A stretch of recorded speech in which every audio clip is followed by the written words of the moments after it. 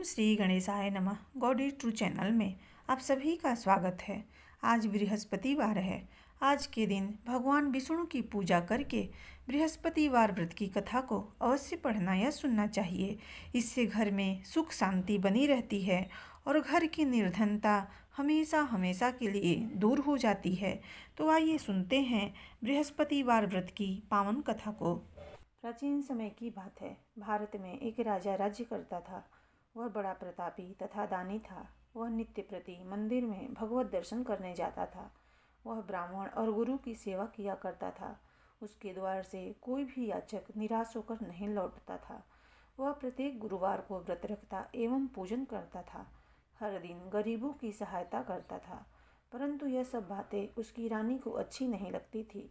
वह न व्रत करती और न किसी को एक भी पैसा दान में देती थी। वह राजा से भी ऐसा करने को मना किया करती थी। एक समय की बात है कि राजा शिकार खेलने वन को चले गए। घर पर रानी और दासी थी। उस समय गुरु बृहस्पति साधु का रूप धारण कर राजा के दरवाजे पर भिक्षा मांगने आए। साधु ने रानी से भिक्षा मांगी तो वह कहने लगी, हे साधु महाराज, मैं इस दान और पुण्य से तंग आ गई हूँ। इस कार्य के लिए मेरे तो पति देव ही बहुत हैं। अब आप ऐसी कृपा करें कि सारा धन नष्ट हो जाए और मैं आराम से रह सकूं। साधु रूपी बृहस्पति देव ने कहा, हे देवी, तुम बड़ी विचित्र हो। संतान और धन से कोई दुखी नहीं होता है। इसको सभी चाहते हैं। पापी भी पुत्र और धन की इच्छा करता है। अगर तुम्हारे पास धन अधिक है तो भूखे मनुष्यों को भोजन कराओ, प्याऊ लगवाओ, ब्राह्मणों को दान दो, धर्मशालाएं बनवाओ, कुआं, तालाब, बावड़ी, बाग बगीचे आदि का निर्माण कराओ तथा निर्धनों की कुंवारी कन्याओं का विवाह कराओ। साथ ही यज्ञ आदि करो। इस प्रकार के कर्मों से आपके कुल का और आपका नाम परलोक में भी सार्थक होगा एवं तुम्हें भी स्वर्ग की प्राप्ति होगी। परंतु रानी साधु की इन बातों से खुश नहीं हुई। उसने कहा, हे साधु महाराज, मुझे ऐसे धन की आवश्यकता नहीं जिसको मैं अन्य लोगों को दान देती फिरूं तथा जिसको रखने और संभालने में ही मेरा सारा समय नष्ट हो जाए। साधु ने कहा, हे देवी, यदि तुम्हारी ऐसी ही इच्छा है तो मैं जैसा तुम्हें बताता हूँ तुम वैसा ही करना। बृहस्पतिवार के दिन घर आंगन को गोबर से लिपना, अपने केसों को पीली मिट्टी से धोना, केसों को धोते समय स्नान करना, राजा से कहना वह हजामत करवाएं, भोजन में मांस मंदिरा खाना, कपड़े धोबी के यहाँ धुलने देना। इस प्रकार 7 बृहस्पतिवार करने से तुम्हारा सारा धन नष्ट हो जाएगा। यह कहकर साधु रूपी महाराज बृहस्पति देव अंतर ध्यान हो गए। रानी ने साधु के कहने के अनुसार 7 बृहस्पतिवार तक वैसा ही करने का विचार किया। साधु के बताए अनुसार कार्य करते हुए केवल 3 बृहस्पतिवार ही बीते थे कि उसकी समस्त धन संपत्ति नष्ट हो गई। भोजन के लिए दोनों समय परिवार तरसने लगा तथा सांसारिक भोगों से दुखी रहने लगा। तब राजा रानी से कहने लगा कि हे रानी, तुम यहाँ पर रहो, मैं दूसरे देश को जाता हूँ, क्योंकि यहाँ पर मुझे सभी मनुष्य जानते हैं, इसलिए मैं यहाँ पर कोई काम नहीं कर सकता। मैं अब परदेश जा रहा हूँ, वहाँ कोई काम धंधा करूँगा, शायद हमारे भाग्य बदल जाएं। ऐसा कहकर राजा परदेश चला गया। वह वहाँ जंगल से लकड़ी काट कर लाता और शहर में बेचता। इस तरह जीवन व्यतीत करने लगा। इधर राजा के बिना रानी और दासियां दुखी रहने लगी। किसी दिन भोजन मिलता और किसी दिन जल पीकर ही रह जाती। एक समय रानी और दासियों को 7 दिन बिना भोजन के व्यतीत करने पड़े। तो रानी ने अपनी दासी से कहा, हे दासी, यहाँ पास ही के नगर में मेरी बहन रहती है। वह बड़ी धनवान है। तू उसके पास जा और वहाँ से 5 सेर बेझड़ मांग कर ले आ, जिससे कुछ समय के लिए गुजारा हो जाएगा। दासी रानी की बहन के पास गई। रानी की बहन उस समय पूजा कर रही थी। बृहस्पतिवार का दिन था। दासी ने रानी की बहन से कहा, हे रानी, मुझे आपकी बहन ने भेजा है, मुझे 5 सेर बेझड़ दे दो। दासी ने यह बात अनेक बार कही, परंतु रानी की बहन ने कोई उत्तर नहीं दिया, क्योंकि वह उस समय बृहस्पतिवार की कथा सुन रही थी। जब दासी को रानी की बहन से कोई उत्तर नहीं मिला तो वह बहुत दुखी हुई। उसे क्रोध भी आया। वह लौटकर रानी से बोली, हे रानी, आपकी बहन बहुत ही घमंडी है। वह छोटे लोगों से बात भी नहीं करती। मैंने उससे कहा तो उसने कोई उत्तर नहीं दिया। मैं वापस चली आई। रानी बोली, हे दासी, इसमें उसका कोई दोष नहीं है। जब बुरे दिन आते हैं तब कोई सहारा नहीं देता। अच्छे बुरे का पता विपत्ति में ही लगता है। जो ईश्वर की इच्छा होगी वही होगा। यह सब हमारे भाग्य का दोष है। उधर रानी की बहन ने सोचा कि मेरी बहन की दासी आई थी, परंतु मैं उससे नहीं बोली कि इससे वह बहुत दुखी हुई होगी। अतः कथा सुन और विष्णु भगवान का पूजन समाप्त कर वह अपनी बहन के घर आई और कहने लगी, हे बहन, बृहस्पतिवार का व्रत कर रही थी। तुम्हारी दासी हमारे घर गई थी, परंतु जब तक कथा होती है तब तक हम लोग न उठते हैं और न बोलते हैं, इसलिए मैं नहीं बोली। कहो, दासी क्यों गई थी? रानी बोली, बहन, हमारे घर अनाज नहीं था। वैसे तुमसे कोई बात छिपी नहीं है, इस कारण मैंने दासी को तुम्हारे पास 5 सेर बेजड़ लेने के लिए भेजा था। रानी की बहन बोली, बहन देखो, बृहस्पति भगवान सबकी मनोकामना पूर्ण करते हैं। देखो, शायद तुम्हारे घर में ही अनाज रखा हो। यह सुनकर दासी घर के अंदर गई तो वहां उसे एक घड़ा बेझड़ का भरा मिल गया। उसे बड़ी हैरानी हुई, क्योंकि उसने एक एक बर्तन देख लिया था। उसने बाहर आकर रानी को बताया। दासी अपनी रानी से कहने लगी, हे रानी देखो, वैसे हमको जब अन्न नहीं मिलता तो हम रोज ही व्रत करते हैं। अगर इनसे इस व्रत की विधि और कथा पूछ ली जाए तो उसे हम भी कर लिया करेंगे। दासी के कहने पर रानी ने अपनी बहन से बृहस्पतिवार व्रत के बारे में पूछा।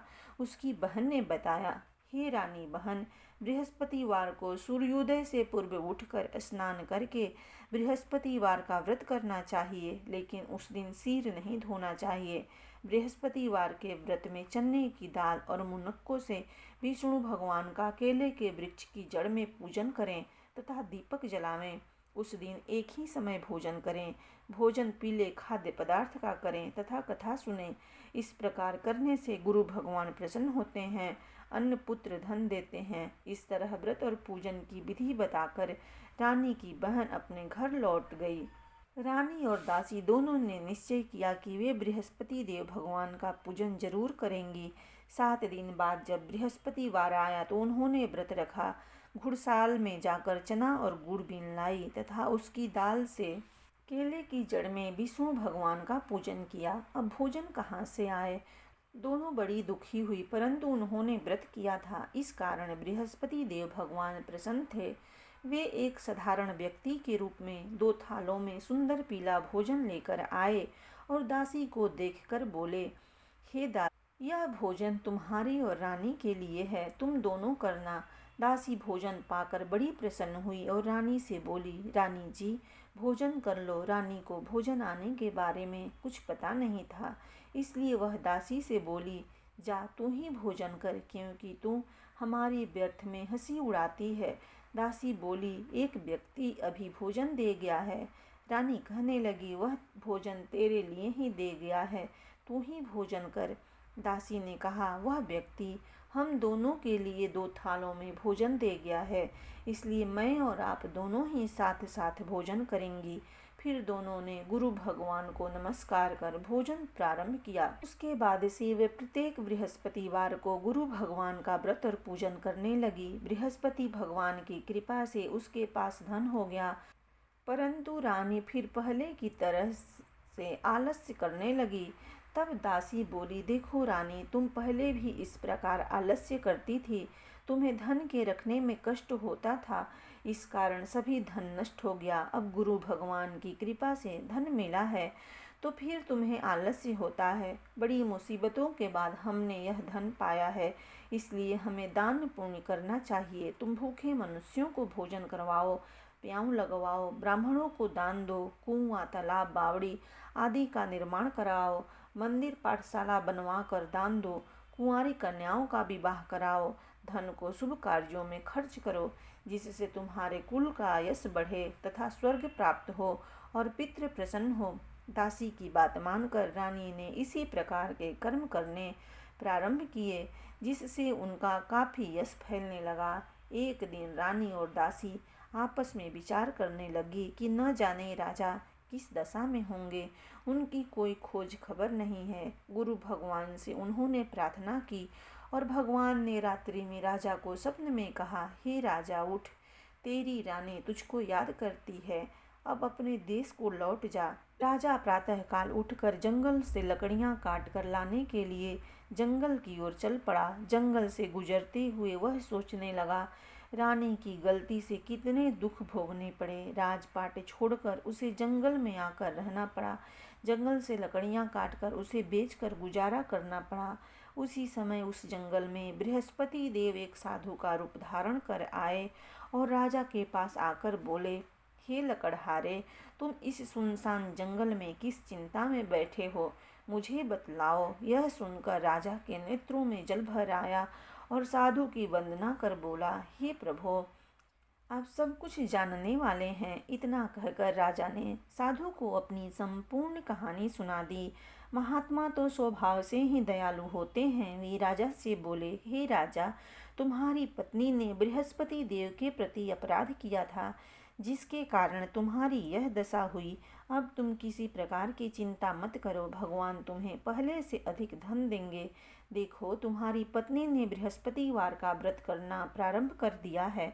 अब तुम भी बृहस्पतिवार का व्रत करके चने की दाल व गुड़ और जल को लोटे में डालकर केले के पत्ते से भगवान विष्णु का पूजन करो। फिर कथा कहो या सुनो, भगवान तुम्हारी सब कामनाओं को पूर्ण करेंगे। साधु को प्रसन्न देखकर राजा बोला, हे प्रभु, मुझे लकड़ी बेचकर इतना पैसा नहीं बचता जिससे मैं भोजन करने के उपरांत कुछ बचा सकूं। मैंने रात्रि में अपनी रानी को व्याकुल देखा है। मेरे पास कोई साधन नहीं जिससे मैं समाचार जान सकूं। फिर मैं बृहस्पतिवार की कौन सी कहानी कहूँ या सुनूं, मुझको तो कुछ भी मालूम नहीं है। साधु ने कहा, हे राजा, तुम किसी बात की चिंता मत करो। बृहस्पतिवार के दिन तुम रोजाना की तरह लकड़ियां लेकर शहर में जाओ। तुम्हें रोज से दुगना धन प्राप्त होगा, जिससे तुम भली भांति भोजन कर लोगे तथा बृहस्पति देव की पूजा का सामान भी आ जाएगा। बृहस्पति देव की कथा इस प्रकार है। प्राचीन काल में एक बहुत ही निर्धन ब्राह्मण था। उसकी कोई संतान नहीं थी। वह नित्य पूजा पाठ करता, परंतु उसकी स्त्री बहुत मलिनता के साथ रहती थी। वह न स्नान करती और न किसी देवता का पूजन करती। प्रातःकाल उठते ही सर्वप्रथम भोजन करती, बाद में कोई अन्य कार्य करती। ब्राह्मण देवता बहुत दुखी रहते थे। पत्नी को बहुत समझाते, किंतु इसका कोई परिणाम न निकलता। भगवान की अनुकंपा से एक समय उस ब्राह्मण की पत्नी गर्भवती हुई और 10वें महीने एक सुंदर कन्या को जन्म दिया। निर्धन ब्राह्मण कन्या के जन्म से बहुत दुखी हुआ। धीरे धीरे ब्राह्मण की कन्या बड़ी होने लगी। बचपन से ही उस कन्या की रुचि भगवान विष्णु की पूजा में थी। वह प्रातः उठते ही स्नान आदि करके भगवान विष्णु की पूजा करने मंदिर में जाती थी। बृहस्पतिवार को व्रत करके विधिवत पूजा पाठ करती थी। पूजा पाठ के बाद वह पढ़ने के लिए पाठशाला में जाती थी। घर से चलते हुए वह मुट्ठी भर जौ साथ लेकर जाती और पाठशाला के रास्ते में थोड़े थोड़े जौ गिराती जाती थी। जब वह पाठशाला से घर लौटती तो जौ के वह दाने सोने में बदले हुए मिलते थे। लड़की सभी सोने के दाने बीन लाती थी। एक दिन जब वह सोने के दानों को साफ कर रही थी तो उसकी माँ ने कहा, बेटी, सोने के दाने साफ करने के लिए सोने का सुप भी होना चाहिए। अगले दिन बृहस्पतिवार था। उसने भगवान बृहस्पति देव की पूजा करते हुए प्रार्थना की, हे भगवान, यदि मैंने आपका व्रत विधिवत किया हो तो मुझे सोने का सूप दे दो। भगवान बृहस्पति देव ने उसकी मनोकामना पूरी करने का वचन दिया।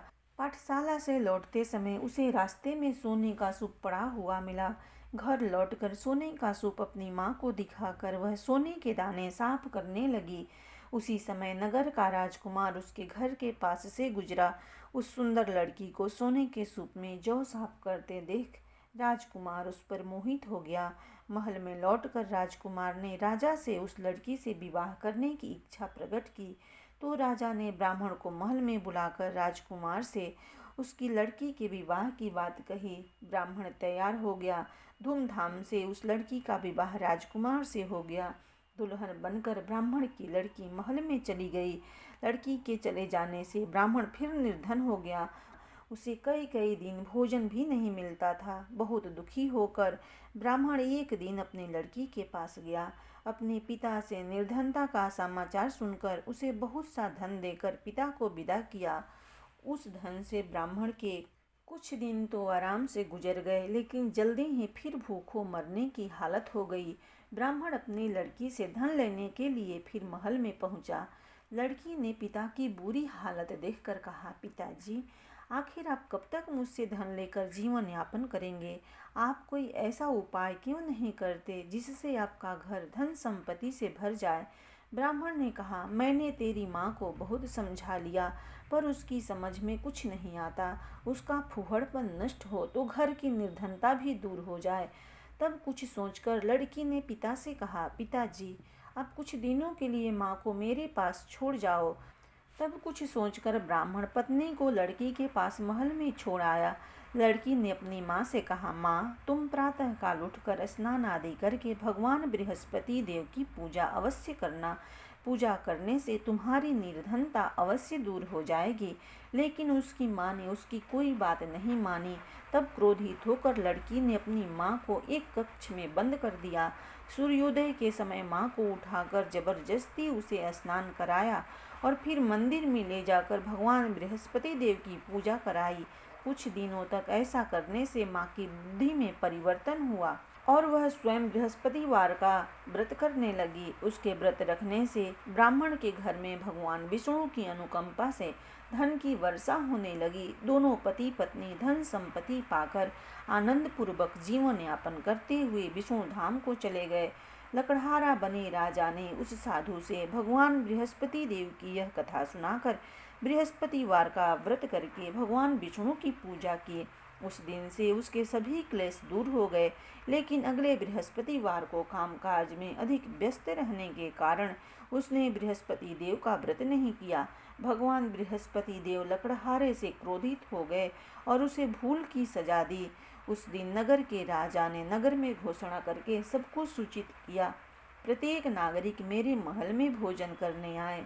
जो नहीं आएगा उसे अपराधी मानकर भारी दंड दिया जाएगा। लकड़हारा बने राजा ने उस नगर के राजा की घोषणा तो सुनी, लेकिन जंगल से लकड़ी काट कर लाने और उसे बेचने में देर हो जाने के कारण वह समय पर महल में भोजन करने नहीं जा सका।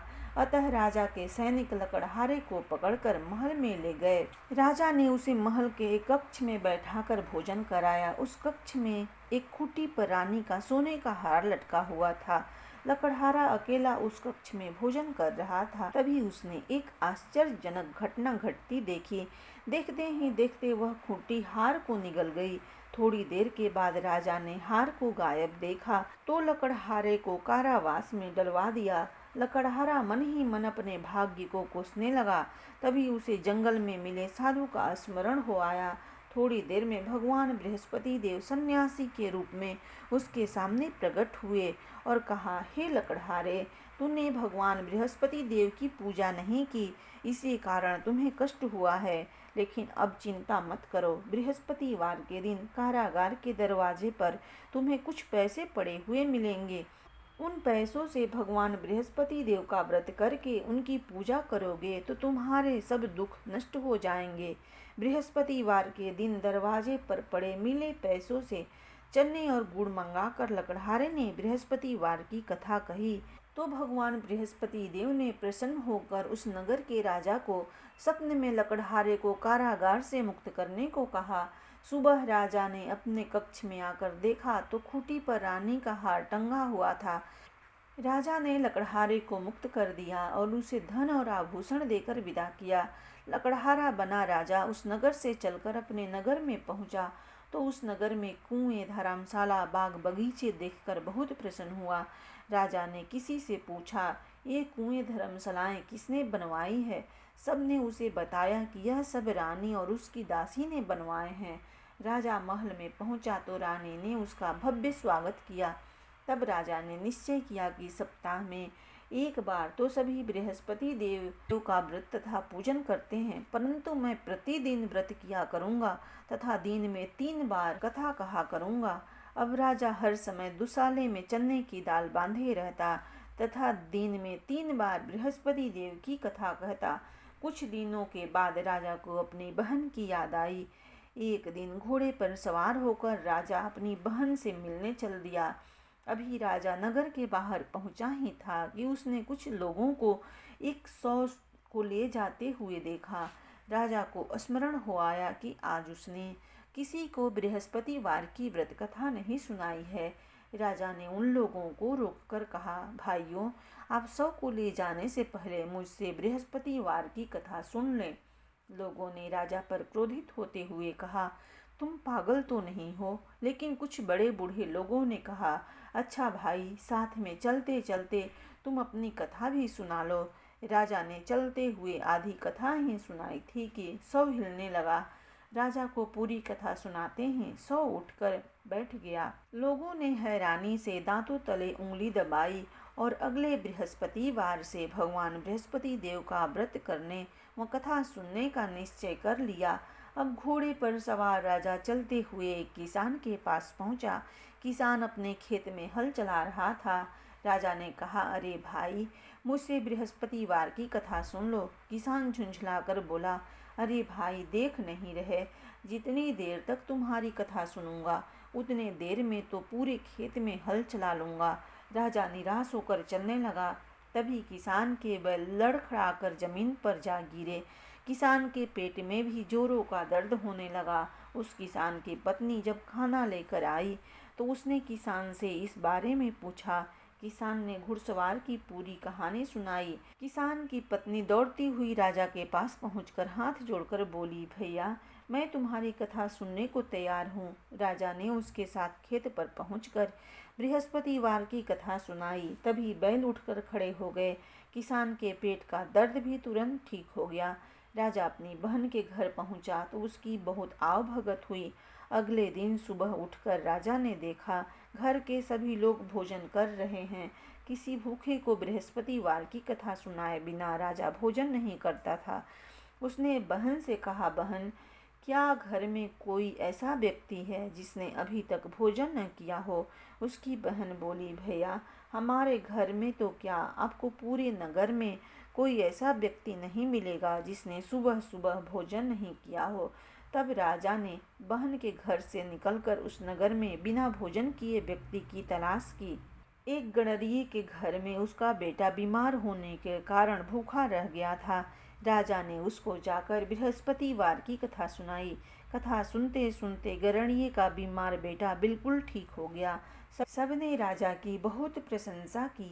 एक दिन राजा ने अपनी बहन से कहा, बहन, अब हम अपने घर चलना चाहते हैं, तुम भी हमारे साथ चलो, कुछ दिन वहाँ रहकर लौट आना। राजा की बहन ने अपनी सासू से पूछा तो सासू ने ताने देते हुए कहा, बहू, मायके जाना हो तो अकेली जाना, मेरे पोते को नहीं ले जाना। तुम्हारे भाई की कोई संतान नहीं है, कहीं तुम्हारी भाभी मेरे पोतों पर कोई जादू टोना न कर दे। दूसरे कक्ष में बहन की सास की बातें सुनकर राजा दुखी मन से अकेला ही अपने नगर को लौट गया। रानी ने राजा से कहा, आप तो अपनी बहन को साथ लाने की बात कहकर गए थे, फिर बहन को साथ क्यों नहीं लाए? तब राजा ने दुखी होते हुए कहा, रानी, हम निसंतान हैं, इसलिए कोई हमारे घर आना पसंद नहीं करता। रानी ने राजा को समझाया, हे प्राणनाथ, हमें बृहस्पति देव ने सब कुछ दिया है, अब भगवान बृहस्पति देव हमें संतान भी अवश्य देंगे। बृहस्पतिवार को विधिवत व्रत करते हुए राजा रानी ने भगवान बृहस्पति देव से संतान के लिए प्रार्थना की। कुछ दिनों के बाद उन्होंने सपने में दर्शन देते हुए कहा, हे राजन, तेरी मनोकामना अवश्य पूरी होगी। एक सप्ताह बाद ही रानी गर्भवती हो गई। 10वें महीने रानी ने एक सुंदर पुत्र को जन्म दिया। राजा रानी जीवन पर्यंत बृहस्पतिवार का व्रत करते रहे। उसके घर में धन की वर्षा होती रही। इस तरह आनंद पूर्वक जीवन यापन करते हुए राजा रानी भगवान बृहस्पति देव की अनुकंपा से मोक्ष को प्राप्त करके सीधे बैकुंठ धाम पहुँच गए। बृहस्पतिवार को विधिवत व्रत करके जो स्त्री पुरुष भगवान विष्णु की पूजा करते हैं, भगवान उनकी सभी मनोकामनाएं पूरी करते हैं। इति श्री बृहस्पतिवार व्रत कथा। प्रेम से बोलो बृहस्पति भगवान की जय। जय बृहस्पति देवा ओम जय बृहस्पति देवा, छिन छिन भोग लगाऊं, कदली फल मेवा। ओम जय बृहस्पति देवा, तुम पूर्ण परमात्मा, तुम अंतर्यामी, जगत पिता जगदीश्वर, तुम सबके स्वामी। ओम जय बृहस्पति देवा, चरणामृत निज निर्मल, सब पातक हरता, सकल मनोरथ दायक, कृपा करो भरता। ओम जय बृहस्पति देवा, तन मन धन अर्पण करे, जो जन शरण पड़े, प्रभु प्रकट तब हो करे, आकर द्वार खड़े। ओम जय बृहस्पति देवा, दीन दयाल दयानिधि, भक्तन हितकारी, पाप दोष सब हरता, भव बंधन हारी। ओम जय बृहस्पति देवा, सकल मनोरथ दायक, सब संशय हारी, विषय विकार मिटाओ, संतन सुखकारी। ओम जय बृहस्पति देवा, जो कोई आरती तेरी प्रेम सहित गावे, ज्येष्ठानंद आनंदन सो निश्चय पावे। ओम जय बृहस्पति देवा, ओम जय जगदीश हरे, स्वामी जय जगदीश हरे, भक्त जनन के संकट क्षण में दूर करे। ओम जय जगदीश हरे, जो ध्यावे फल पावे, दुख बिन से मन का, स्वामी दुख बिन से मन का, सुख संपत्ति घर आवे, कष्ट मिटे तन का। ओम जय जगदीश हरे, मात पिता तुम मेरे, शरण गहूँ मैं किसकी, स्वामी शरण गहूँ मैं किसकी, तुम बिनु और न दूजा, आस करूं जिसकी। ओम जय जगदीश हरे, तुम पूर्ण परमात्मा, तुम अंतर्यामी, स्वामी तुम अंतर्यामी, पार ब्रह्म परमेश्वर, तुम सबके स्वामी। ओम जय जगदीश हरे, तुम करुणा के सागर, तुम्हें पालन करता, स्वामी तुम्हें पालन करता, मैं मूर्ख खल कामी, कृपा करो भरता। ओम जय जगदीश हरे, तुम हो एक गोचर, सबके प्राणपति, स्वामी सबके प्राणपति, किसे विधि मिलूं दया मैं, तुमको मैं कुमति। ओम जय जगदीश हरे, दीन बंधु दुख हरता, तुम रक्षक मेरे, स्वामी तुम रक्षक मेरे, करुणा हस्ते उठाओ, द्वार पड़ा तेरे। ओम जय जगदीश हरे, विषय विकार मिटाओ, पाप हरो देवा, स्वामी पाप हरो देवा, श्रद्धा भक्ति बढ़ाओ, संतन की सेवा। ओम जय जगदीश हरे, श्री जगदीश जी की आरती जो कोई नर गावे, स्वामी प्रेम सहित गावे, कहत शिवानंद स्वामी, सुख संपत्ति पावे। ओम जय जगदीश हरे। प्रेम से बोलो विष्णु भगवान की जय, बृहस्पति भगवान की जय।